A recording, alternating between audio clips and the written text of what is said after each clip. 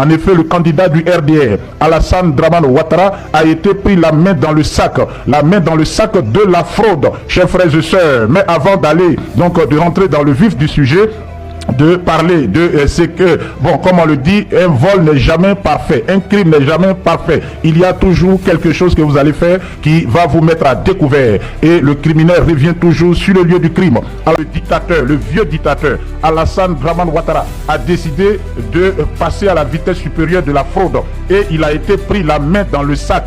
En effet, aujourd'hui, ce jeune homme que vous voyez à côté du vieux Grigou s'appelle Gilles Alexandre Dia. Gilles Alexandre Dia est le propriétaire d'une web page, d'une page web très célèbre en Côte d'Ivoire, du nom d'Abidjan.net, créé en 1999, qui jadis était le point principal d'information de tous les Ivoiriens, surtout ceux de la diaspora. Par exemple, votre humble serviteur a pu suivre l'élection présidentielle d'octobre 2000, qui a vu la victoire du président Laurent Gbagbo à travers de cette page web. Lorsqu'on était à l'étranger, on s'informait sur Abidjan.net, très proche du régime. On en parle tout à l'heure, mais qu'a fait Abidjan.net? C'est qu'aujourd'hui, à quelques heures du scrutin, le scrutin donc qui n'a pas encore eu lieu, Abidjan.net a publié déjà des résultats provisoires par région. On peut apercevoir ici le nombre total de votants en Côte d'Ivoire. La liste électorale ivoirienne est forte de 8 millions de personnes.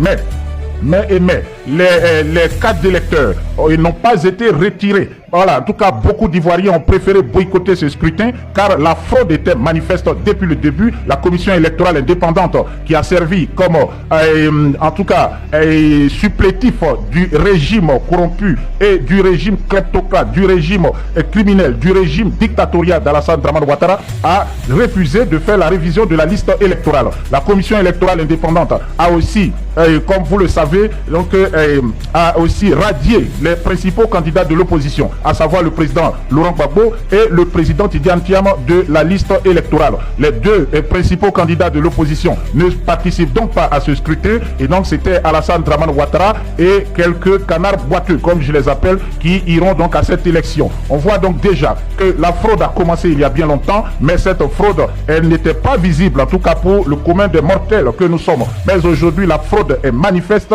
et elle a été découverte. Qu'est-ce que cela signifie?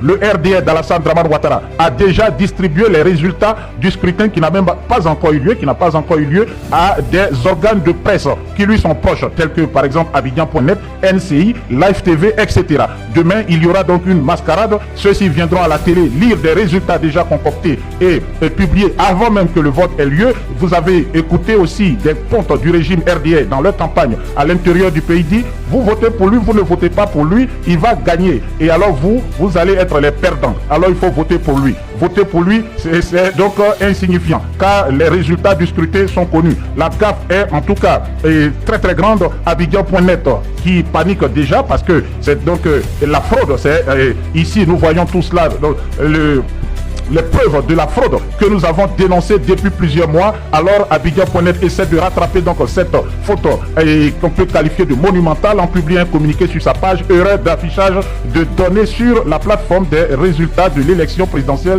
de 2025.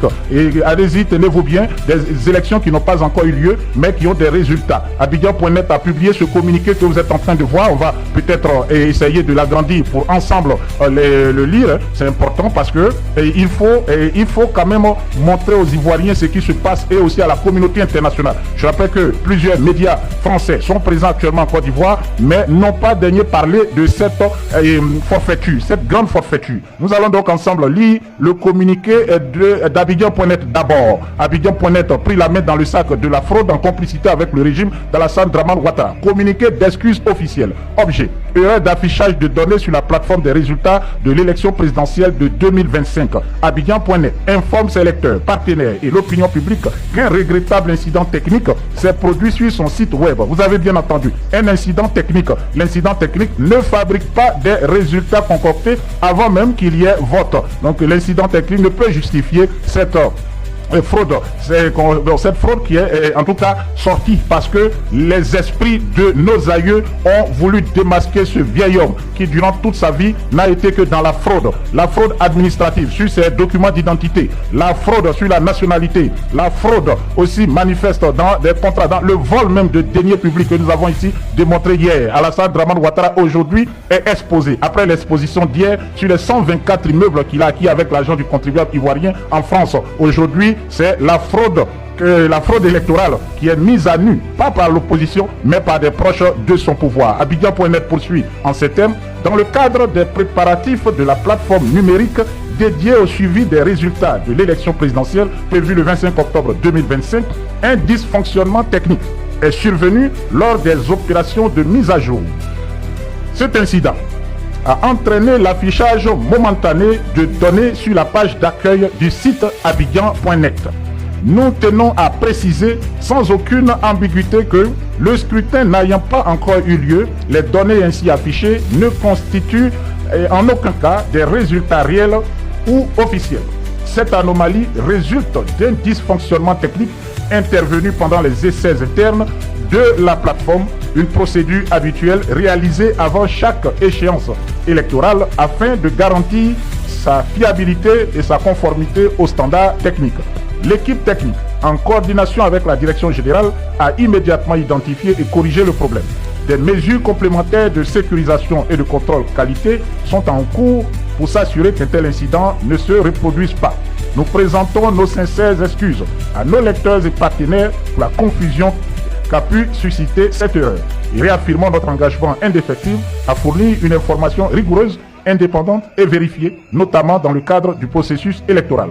La plateforme officielle des résultats de l'élection présidentielle 2025 d'Abidjan.net sera pleinement opérationnelle et prête à relayer fidèlement les résultats proclamés par la Commission électorale indépendante en abrégé CEI à l'issue du vote du 25 octobre prochain. Fait à Abidjan le 24 octobre 2025, signé l'équipe d'Abidjan.net. La fraude est donc mise à nu. Abidjan.net s'excuse et argumente qu'il y a eu des problèmes techniques. Dites-moi, je demande votre avis.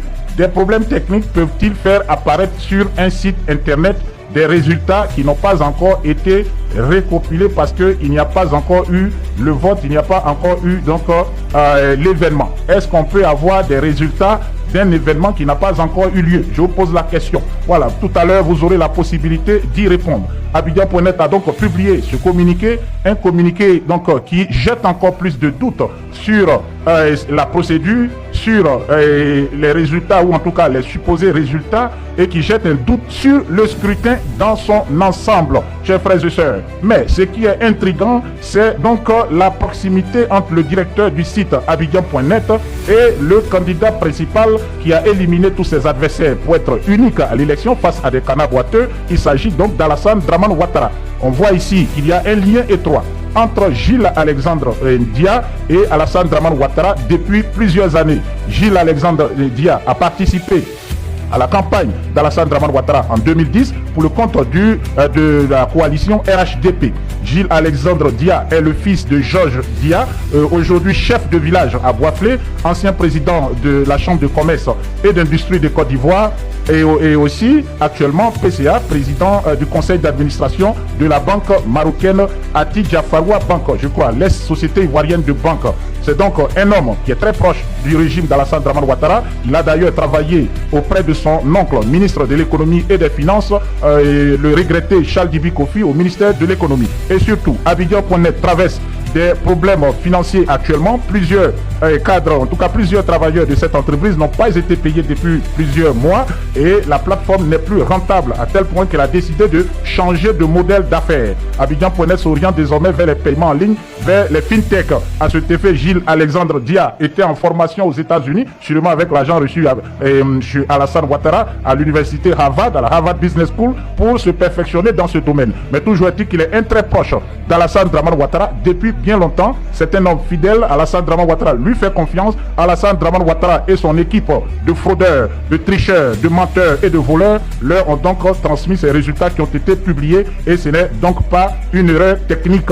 L'erreur technique, ça aurait été tout simplement que la plateforme disparaisse de l'Internet, qu'elle ne soit pas donc opérationnelle, active, mais la plateforme ne pouvait pas donc publier des résultats. Ce n'est pas l'intelligence artificielle qui publie des résultats de quelque chose qui ne s'est pas encore passé. Donc Gilles Alexandre Dia a commis cette monumentale erreur. L'a-t-il fait sciemment pour mettre à nu Alassane Dramane Ouattara? Voulait-il passer un message au peuple de Côte d'Ivoire en disant voici ce qui se passe? Il faut aussi reconnaître, voilà, l'épouse, peut-être c'est pas important, mais c'est bien que vous ayez les informations. L'épouse de Gilles Alexandre Dia, Madame Sidibé, est la fille de l'ancien premier ministre du Mali, décédé aujourd'hui. Elle était fonctionnaire au FMI, chargée de la communication au FMI. Donc il y a ce lien du FMI entre l'épouse de Gilles Alexandre Dia et Alassane Dramane Ouattara. Et puis retenez qu'Alassane Dramane Ouattara soutient aussi les exilés politiques, en tout cas les opposants politiques maliens qui sont à majorité réfugiés en Côte d'Ivoire.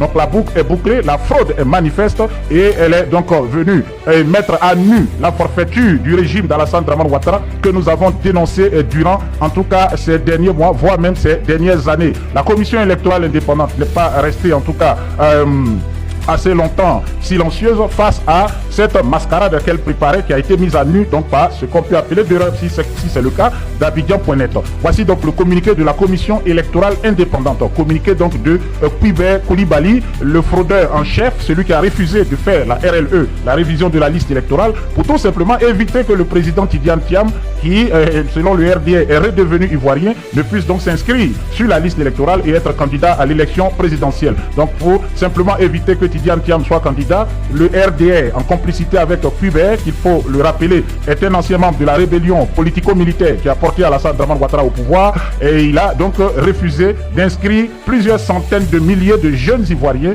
qui ont atteint les 18 ans. Sachez que la population ivoirienne est à hauteur de 73% des jeunes de 14 à 25-28 ans. Donc M. Kwibert a refusé que des centaines de milliers, voire des millions de jeunes participent à la vie politique de la nation, tout simplement pour empêcher à un seul candidat, le président Tidiane Thiam, d'être candidat à cette élection et battre Alassane Ouattara, parce que vous l'avez vu, tous les sondages effectués en Côte d'Ivoire par des sondeurs expérimentés et très professionnels montrent une défaite d'Alassane Dramane Ouattara, mais surtout une victoire du président Tidiane Thiam. Alors cette CEI qui est à la base de la fraude et qui voit qu'elle est donc aujourd'hui démasquée par cette publication, on peut dire divine, est sortie avec ce communiqué laconique pour essayer donc de se justifier. Communiqué de la commission électorale indépendante.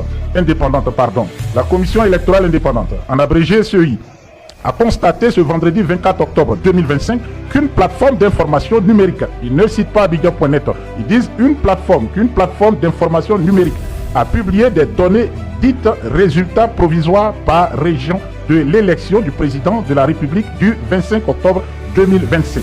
La CEI tient à indiquer qu'elle n'est mêlée ni de près ni de loin à cette publication, qui ne l'engage donc pas et qui ne saurait présenter des résultats d'une élection qui n'a lieu que demain. La CEI note par ailleurs que la plateforme incriminée a publié un communiqué d'excuses officiel. Par conséquent, elle invite à cesser immédiatement toute interprétation tendancieuse ou malveillante tendant à l'incriminer. La CEI rappelle que dans un communiqué en date du 7 octobre 2025, elle avait précisé qu'en application de l'article 39 du Code électoral, il est interdit à toute personne physique ou morale non habilitée à cet effet de publier ou de diffuser des estimations de vote ou des résultats de sondage sous quelque forme que ce soit et à partir de quelque lieu que ce soit à compter de la publication de la liste électorale définitive. La Commission réitère à l'endroit des médias, de la presse écrite, audiovisuelle et numérique, ainsi qu'aux utilisateurs des réseaux sociaux, qu'elle est l'unique autorité habilitée à communiquer le résultat provisoire issu des bureaux de vote. La Commission électorale indépendante se réserve le droit de prendre toutes mesures appropriées en cas de manquement.